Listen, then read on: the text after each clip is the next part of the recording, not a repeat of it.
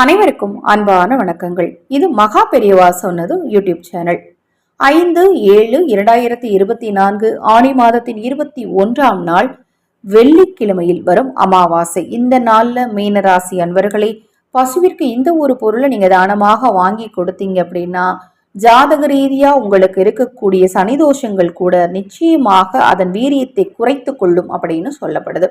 அதை போல இந்த நாள்ல நீங்க செய்யக்கூடிய தானத்தால முன்னோர்களினர்களும் குலதெய்வத்தினர்களும் உங்களுக்கு நிச்சயமாக கிடைக்கும். இந்த நாள்ல அகத்திக்கீரையும் வெள்ளத்தையும் நீங்க பசுவிற்கு தானமாக கொடுக்கணும். அவ்வாறு கொடுக்கும் போது பசுவை தொட்டு வணங்கிட்டு வாங்க. முடிந்தால் பசு வளர்ப்பவருக்கும் ஏதேனும் பொருட்களை நீங்க தானமாக உங்களால் முடிந்த உதவிகளை செஞ்சுட்டு வாங்க.